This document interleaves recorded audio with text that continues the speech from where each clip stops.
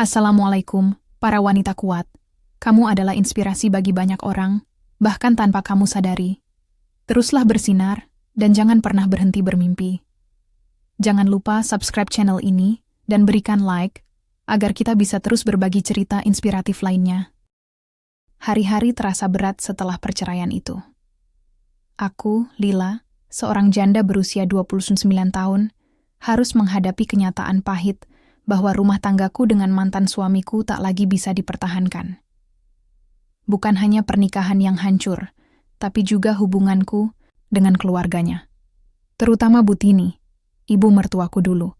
Sekarang aku lebih suka menyebutnya mantan ibu mertua. Dia selalu menyalahkanku atas kegagalan pernikahan anaknya.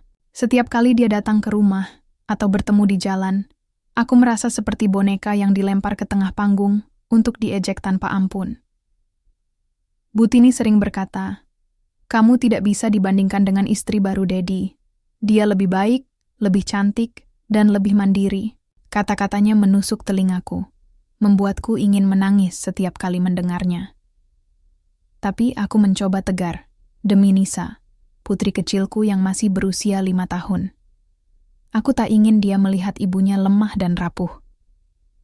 Setiap hari, aku bekerja di sebuah toko pakaian kecil di pusat perbelanjaan. Gajiku memang tak seberapa, tapi cukup untuk memenuhi kebutuhan sehari-hari kami. Kadang-kadang, saat sedang sibuk melayani pelanggan, aku melihat Butini masuk ke toko dengan wajah angkuh. Dia selalu datang bukan untuk membeli, melainkan untuk mengintimidasi. "Jadi, ini pekerjaanmu sekarang? Menjual baju murahan?" Katanya suatu hari dengan nada sinis. "Apa kamu pikir ini cukup untuk masa depan Nisa? Anakmu pantas mendapatkan yang lebih baik." Aku hanya diam, menahan air mata yang hampir tumpah. Aku tahu Butini tak akan pernah puas dengan apapun yang kulakukan. Baginya, aku selalu salah. Bahkan ketika aku berusaha membahagiakan Nisa, dia selalu menganggap usahaku kurang. Namun, ada satu hal yang membuatku tetap bertahan. Cinta dan kasih sayang Nisa. Saat pulang kerja, melihat senyumannya yang polos dan mendengarnya memanggil mama, semua rasa lelah dan sakit hati seolah lenyap. Aku berjanji pada diriku sendiri, aku akan terus berjuang, meski dunia terasa begitu keras padaku. Terkadang, aku bertanya-tanya dalam hati, apakah hidup ini akan selalu seperti ini? Apakah aku akan terus menjadi sasaran kemarahan Butini? Atau, akankah ada hari di mana aku bisa menemukan kebahagiaan yang sesungguhnya? Aku tak tahu jawabannya saat itu. Yang ku tahu, aku harus terus melangkah maju, demi Nisa, demi diriku sendiri. Hari itu, seperti biasa, aku pulang kerja dengan langkah gontai. Setelah seharian berdiri di toko pakaian dan melayani pelanggan yang kadang tak sabar, tubuhku terasa lelah sekali. Namun, ada satu hal yang membuat hariku sedikit lebih ringan. Nisa sudah menunggu di rumah bersama tetangga baik hati yang sering menjaganya saat aku bekerja. Pikiran tentang senyuman anakku saja sudah cukup untuk menghapus sebagian kepenatan. Saat melewati sebuah minimarket kecil di jalan pulang, aku memutuskan untuk singgah sebentar. Aku butuh beberapa barang kebutuhan rumah tangga. Saat sedang asyik memilih-milih bahan makanan di salah satu lorong, tiba-tiba ada suara ramah di belakangku. "Maaf, apakah ini punyamu?" Aku menoleh dan melihat seorang pria paruh baya dengan senyum hangat. Di tangannya ada dompet kecil milikku yang ternyata terjatuh tanpa kusadari. Wajahnya tampak bersih, matanya teduh, dan caranya berbicara sangat sopan. "Oh iya, itu dompetku," kataku dengan nada lega sambil menghampirinya. "Terima kasih banyak sudah mengembalikannya." "Tidak masalah," jawabnya sambil tersenyum. "Isinya masih utuh kok. Hati-hati lain kali ya." Aku mengangguk, berterima kasih lagi, lalu melanjutkan belanja. Tapi entah kenapa, pria itu meninggalkan kesan mendalam padaku. Ada sesuatu dari tatapan dan caranya berbicara yang membuatku merasa nyaman. Sesuatu yang sudah lama tak kurasakan. Beberapa hari kemudian, kejutan datang lagi. Saat aku sedang bekerja di toko, seorang pelanggan masuk dan langsung menghampiriku. Aku hampir tak percaya ketika menyadari bahwa dia adalah pria yang dulu menemukan dompetku. "Kita bertemu lagi," katanya sambil tersenyum. Ya benar. Balasku, agak terkejut tapi juga senang. Apa yang bisa saya bantu? Dia mengatakan bahwa ia sedang mencari kemeja untuk acara pertemuan keluarga. Aku pun membantunya memilih beberapa model yang cocok. Selama proses itu, kami sempat berbincang-bincang. Namanya Dika, seorang wira swasta yang tinggal tak jauh dari sini. Dia ramah, humoris, dan sangat mudah diajak bicara. Di tengah pembicaraan, ia tiba-tiba bertanya, "Apa kamu selalu bekerja di sini? Sepertinya aku belum pernah melihatmu sebelumnya." Aku tersenyum tipis, mencoba menyembunyikan rasa gugup. "Ya, aku sudah bekerja di sini sejak setahun lalu," jawabku. "Kalau begitu, aku pasti kurang jeli," katanya sambil tertawa kecil.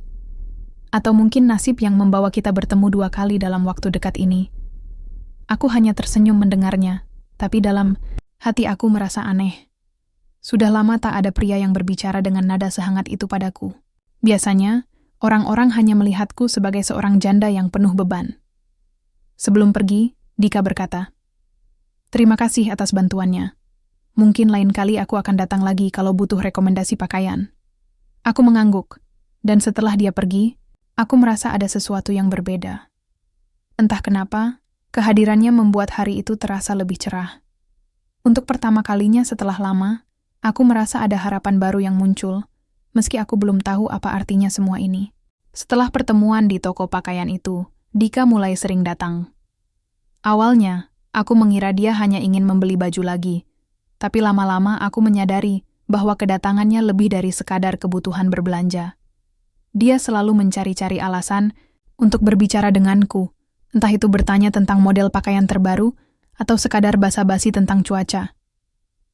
Aku tak bisa menyangkal bahwa kehadirannya membuat suasana hatiku sedikit lebih cerah. Setiap kali dia datang, rasanya seperti ada angin segar yang masuk ke dalam hidupku, yang terasa begitu sesak.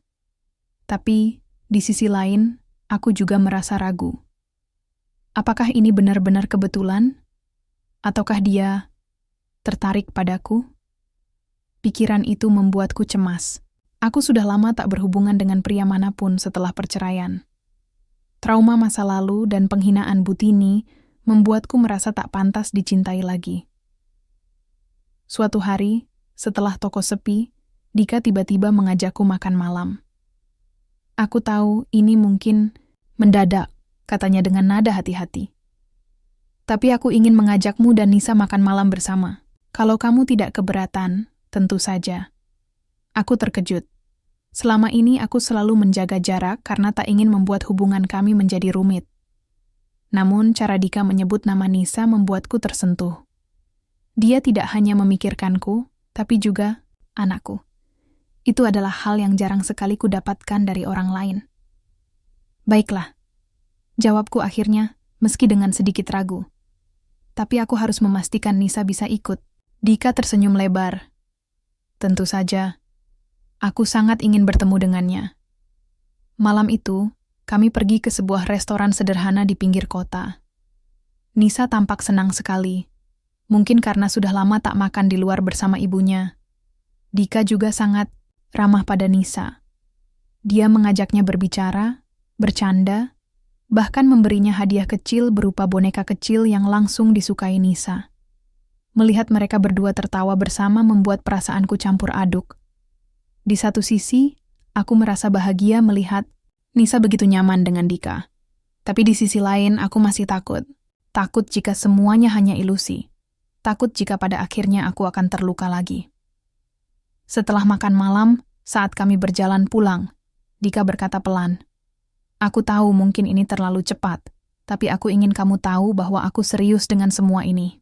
Aku tahu hidupmu pasti penuh tantangan, tapi aku ingin membantu. Kamu dan Nisa layak mendapatkan kebahagiaan." Aku terdiam. Kata-katanya begitu tulus, hingga membuat air mataku hampir tumpah. Tapi aku juga tak bisa langsung menerimanya. Ada banyak hal yang harus kupikirkan. Traumaku, Nisa, dan juga kemungkinan reaksi Butini jika dia tahu aku mulai dekat dengan pria lain. Aku butuh waktu, kataku pelan. Dika mengangguk, wajahnya tetap sabar. Aku mengerti. Aku akan menunggu sampai kamu siap. Pulang ke rumah malam itu, aku tak bisa berhenti memikirkan kata-kata Dika. Bagian diriku yang rapuh ingin menerima tawarannya, ingin percaya bahwa ada kebahagiaan yang menantiku di luar sana. Tapi bagian lain dari diriku masih dipenuhi ketakutan. Apa aku benar-benar bisa membuka hati lagi? Namun, satu hal yang pasti. Untuk pertama kalinya dalam waktu yang lama, aku merasa ada seseorang yang melihatku bukan sebagai seorang janda, tapi sebagai seorang wanita yang layak dicintai. Mungkin, hanya mungkin ini adalah awal dari sesuatu yang baik. Hari-hariku mulai terasa lebih ringan sejak kehadiran Dika. Kami belum resmi berpacaran, tapi pertemuannya dengan Nisa dan perhatiannya padaku membuatku merasa ada harapan baru dalam hidup. Namun, seperti biasa, Butini selalu datang untuk mengingatkanku bahwa tak semua orang bisa menerima kebahagiaan yang sedang kucoba raih. Suatu sore, saat aku sedang menyiapkan makan malam di rumah, pintu depan tiba-tiba diketuk keras-keras. Aku sudah menduga siapa yang datang hanya dari suara ketukan itu. Saat membuka pintu, benar saja, Butini berdiri di sana dengan wajah cemberut seperti biasa. "Jadi, ini rumahmu sekarang?" Katanya dengan nada menyindir tanpa basa-basi. "Masih, sama saja jeleknya." Aku mencoba tersenyum, meski hatiku langsung terasa sesak. "Ada yang bisa saya bantu, Bu?" Butini masuk tanpa menunggu undangan. Dia memandangi ruangan kecilku dengan tatapan penuh penghinaan. "Kamu masih tinggal di tempat kecil begini? Apa kamu tidak malu? Anakmu butuh lingkungan yang lebih baik, bukan tempat seperti ini." Aku menahan napas, berusaha sabar. Komentarnya selalu menusuk, tapi kali ini rasanya lebih menyakitkan karena aku mulai merasa ada kemungkinan hidup yang lebih baik. Aku tak ingin diracuni oleh kata-katanya lagi. Tapi Butini tak berhenti sampai di situ. Dia melanjutkan, "Ngomong-ngomong, aku dengar kamu sering keluar dengan pria lain. Benarkah?" Aku terkejut. Bagaimana dia bisa tahu? Barangkali tetangga atau salah satu kenalannya melihatku bersama Dika. Aku tak menjawab, hanya diam sambil berusaha menenangkan diri. "Aku cuma mau bilang," lanjutnya dengan nada sombong, "kamu jangan berharap terlalu tinggi. Pria manapun yang mau menerima janda dengan anak, pasti hanya cari pelarian. Jangan harap dia bisa bahagiakan kamu dan Nisa. Kamu bukan apa-apa dibanding istri baru Dedi." Air mataku hampir tumpah mendengar kata-katanya. Rasanya seperti ditarik kembali ke masa lalu, saat aku merasa tak berharga. Tapi kali ini, ada sesuatu yang berbeda. Di dalam hati, aku ingat kata-kata Dika. "Kamu layak mendapatkan kebahagiaan." Setelah Butini pergi, aku duduk sendirian di ruang tamu, memeluk lutut. Aku merasa lelah bertahan, lelah dihina, lelah merasa tak cukup baik. Tapi di tengah kegelapan itu, ada seberkas cahaya kecil. Dika. Dia adalah satu-satunya orang yang membuatku merasa berharga akhir-akhir ini. Esok, harinya saat bekerja di toko aku tak bisa berkonsentrasi. Pikiranku dipenuhi oleh kata-kata Butini. Apakah aku benar-benar pantas bahagia? Apakah aku harus memberi kesempatan pada Dika? Saat jam istirahat, Dika tiba-tiba datang ke toko. Seperti biasa, dia membawa senyum hangatnya. "Kamu terlihat lelah. Ada masalah?" tanyanya perhatian. Awalnya aku ragu untuk menceritakan semuanya, tapi akhirnya aku memberanikan diri. Aku bercerita tentang kunjungan Butini kemarin, dan semua kata-kata menyakitkan yang ia lontarkan. Dika mendengarkan dengan tenang. Setelah aku selesai, dia berkata pelan, "Aku tahu ini tidak mudah, tapi jangan biarkan kata-katanya menguasaimu. Kamu adalah wanita yang luar biasa, Lila. Kamu kuat, penyayang, dan pantas mendapatkan kebahagiaan. Jangan biarkan siapapun mengatakan sebaliknya." Aku menatap matanya yang teduh, dan untuk pertama kalinya, aku merasa percaya pada kata-katanya. Mungkin aku memang pantas bahagia. Namun, di balik rasa optimisme itu, aku juga sadar bahwa perjalanan ini tak akan mudah. Ada banyak hal yang harus kuatasi, trauma, ketakutan, dan tentu saja penghinaan dari orang-orang seperti Butini. Tapi, untuk pertama kalinya, aku merasa ada seseorang yang akan berada di sisiku, tak peduli apapun yang terjadi. Beberapa minggu setelah percakapan mendalam itu, hubunganku dengan Dika semakin dekat. Kami mulai sering bertemu di luar jam kerjaku, kadang-kadang hanya untuk berbincang di kafe kecil atau sekadar berjalan-jalan di taman. Nisa juga tampak sangat nyaman dengannya. Dia bahkan sering memanggil Dika Om, meski aku belum pernah meminta dia melakukannya. Setiap kali melihat mereka tertawa bersama, ada rasa hangat yang menyelimuti hatiku, rasa yang sudah lama tak kurasakan. Namun, di tengah kebahagiaan ini, ada satu hal yang masih mengganjal dalam pikiranku. Bagaimana keluarga Dika akan menerimaku? Aku seorang janda dengan anak. Apakah mereka akan bisa menerima kisah hidupku yang penuh liku? Apalagi setelah semua penghinaan dari Butini, aku merasa diriku bukanlah kandidat ideal untuk menjadi pasangan siapapun. Suatu hari, saat kami sedang makan malam bersama di sebuah restoran sederhana, Dika tiba-tiba berkata, "Aku ingin kamu dan Nisa bertemu ibuku." Aku langsung terdiam. Pikiran-pikiran negatif mulai bermunculan. Bagaimana jika ibunya tidak menyukaiku? Bagaimana jika dia juga menganggapku sebagai beban bagi Dika? Aku mencoba menenangkan diri, tapi jantungku berdebar kencang. Apa ibumu tahu tentang aku? Tanyaku ragu-ragu. Dika tersenyum lembut. Aku sudah ceritakan semuanya padanya. Tentangmu, tentang Nisa, tentang semua yang kamu lalui. Dan dia sangat ingin bertemu kalian berdua.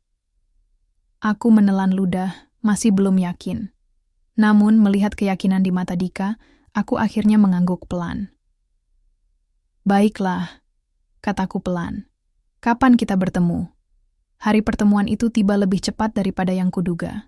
Dika membawa kami ke rumah ibunya, sebuah rumah besar yang terlihat sangat nyaman dan hangat. Saat pintu dibuka, seorang wanita paruh baya dengan senyum ramah menyambut kami. Ini adalah Bu Rani, Ibu Dika. "Selamat datang, Nak Lila," katanya dengan nada hangat sambil memelukku. "Dan ini pasti Nisa ya? Cantik sekali." Aku hampir tak bisa berkata apa-apa. Sikap Bu Rani begitu berbeda dari apa yang selama ini kubayangkan. Dia sama sekali tidak sombong atau merendahkan seperti Butini. Malah, dia langsung membuatku dan Nisa merasa nyaman. Saat kami duduk di ruang tamu, Bu Rani mulai bercerita tentang keluarganya. Dia menceritakan betapa bangganya dia memiliki anak, seperti Dika, yang selalu peduli pada orang lain. "Dika itu anak yang baik, Lila," katanya sambil tersenyum. "Tapi aku juga tahu, dia membutuhkan seseorang yang bisa menjaga keseimbangannya, dan aku bisa melihat bahwa kamu adalah orang itu." Aku merasa air mata mulai menggenang di mataku. Kata-katanya begitu tulus, begitu berbeda dari hinaan-hinaan yang biasa kudengar dari Butini. Untuk pertama kalinya, aku merasa benar-benar diterima oleh keluarga seseorang. Bu Rani juga sangat perhatian pada Nisa. Dia memberikan Nisa beberapa camilan favoritnya dan bahkan bercerita tentang cucu-cucunya yang lain. Nisa tampak sangat senang, dan aku bisa melihat betapa leganya Dika melihat reaksi positif dari ibunya. Sebelum kami pulang, Bu Rani menarik tanganku ke samping dan berkata pelan, "Lila, aku tahu hidupmu tidak mudah, tapi jangan biarkan masa lalumu menentukan masa depanmu. Kamu adalah wanita yang kuat, dan aku sangat senang anakku bisa bertemu denganmu. Bersama-sama, kalian bisa melewati segalanya." Aku tak bisa menahan air mataku lagi. Kata-katanya begitu menyentuh hatiku, membuat semua ketakutan dan keraguanku perlahan-lahan mulai memudar. Di perjalanan pulang, aku melihat Nisa tertidur di kursi belakang mobil Dika. Dika menoleh padaku dan berkata, "Bagaimana? Apa ibuku membuatmu merasa lebih tenang?" Aku tersenyum, meski masih ada jejak air mata di pipiku. "Ya," jawabku pelan. "Dia sangat baik. Aku merasa diterima." Dika menggenggam tanganku erat. "Kamu pantas mendapatkan kebahagiaan, Lila. Dan aku berjanji, aku akan selalu ada untukmu dan Nisa. Untuk pertama kalinya dalam hidup, aku benar-benar percaya bahwa aku layak bahagia." Beberapa bulan telah berlalu sejak pertemuan pertama dengan Bu Rani. Hubunganku dengan Dika semakin serius, dan aku mulai merasa seperti bagian dari keluarganya. Kami sering menghabiskan waktu bersama, baik hanya bertiga, aku, Dika, dan Nisa, maupun bersama keluarga besar Dika. Setiap kali aku melihat senyum lebar di wajah Nisa saat bermain dengan Dika, hatiku terasa hangat. Aku tak pernah membayangkan bahwa kebahagiaan seperti ini bisa kurasakan lagi setelah semua yang kulalui. Namun, ada satu hal yang masih membuatku gelisah. Apakah aku siap untuk mengambil langkah lebih besar dalam hubungan ini? Selama ini, aku selalu menahan diri karena takut akan masa depan. Bagaimana jika semuanya tidak berjalan sesuai harapan? Bagaimana jika aku gagal lagi? Tapi di sisi lain, aku juga tak ingin melewatkan kesempatan untuk hidup bahagia bersama seseorang yang benar-benar mencintaiku dan anakku. Suatu malam, setelah makan malam romantis di sebuah restoran kecil, Dika tiba-tiba menggenggam tanganku erat. Ekspresinya serius, namun matanya dipenuhi cahaya kehangatan. "Lila," katanya pelan. "Aku sudah memikirkan ini selama beberapa waktu. Aku ingin kita melangkah ke jenjang yang lebih serius." Aku terkejut.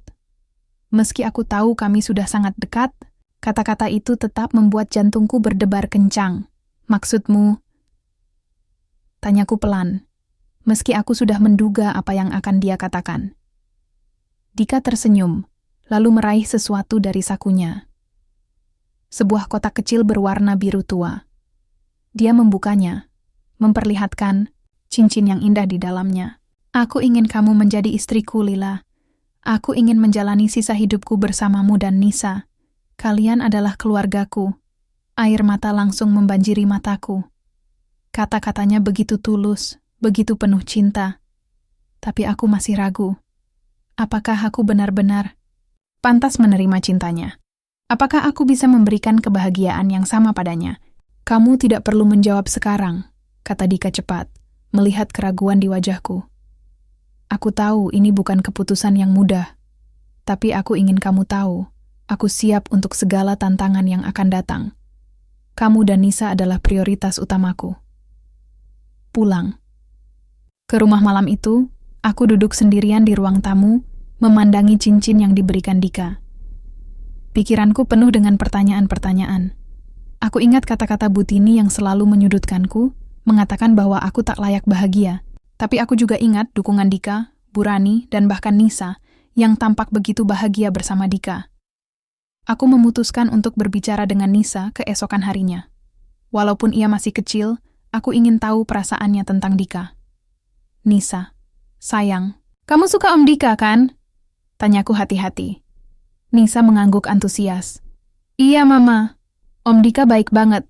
Dia selalu beliin aku es krim." Aku tertawa kecil, tapi kemudian melanjutkan dengan serius. "Kalau Om Dika jadi tinggal bareng kita, kamu mau nggak?" Nisa memiringkan kepalanya sejenak, lalu tersenyum lebar. "Mau dong. Om Dika pasti jadi papaku yang baru." Hatiku langsung luluh mendengar jawabannya. Mungkin inilah saatnya aku melepaskan ketakutan dan trauma masa lalu. Aku sudah cukup lama hidup dalam bayang-bayang rasa takut. Sekarang, aku harus berani mengambil langkah menuju kebahagiaan. Keesokan harinya, aku menghubungi Dika. "Aku siap," kataku dengan nada mantap. "Aku ingin melangkah bersamamu." Dika tersenyum lebar, matanya berbinar-binar. "Terima kasih, Lila. Aku janji akan menjaga kamu dan Nisa seumur hidupku." Setelah keputusan itu, kami sepakat untuk menikah dalam waktu 1 bulan. Persiapan berlangsung singkat namun penuh kebahagiaan. Dika mengurus segala sesuatunya, dari undangan hingga resepsi kecil-kecilan yang sederhana namun hangat.